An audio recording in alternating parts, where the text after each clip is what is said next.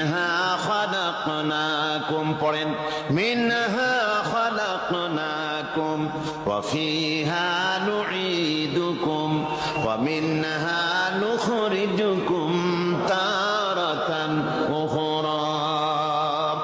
হে বান্দা, এই মাটি দিয়া তোরে তৈরি করা হয়েছিল, এই মাটির ভিতরে রেখে গেলাম, আবার এই মাটি থেকে আল্লাহ রব্বুল আলামিন তোমারে জিন্দা করবেন। কিয়ামতের ময়দানে সকলকে উঠতে হবে সেখানে আল্লাহর দরবারে। আল্লাহ পাক বলছেন, বান্দা কেমনে অস্বীকার করো?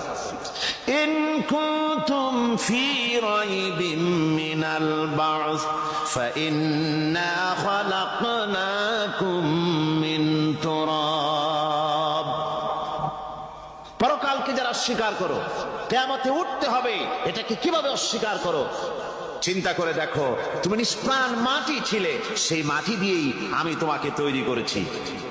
আবার আল্লাহ পাক মানুষকে আরো বুঝান, কিয়ামত আছে, পরকাল হবে, আল্লাহর দরবারে উঠতে হবে। আলাম ইয়াকুনু ফাতাম মিন মানিজ্জিয়ুমনা, তুমি কি মাতৃগর্ভে নিক্ষিপ্ত এক ফোঁটা পানি ছিলে না? সুম্মা কানা আলাকাতান ফাখালাকা ফাসাওয়া, এরপরে তোমাকে মাংসপিণ্ডে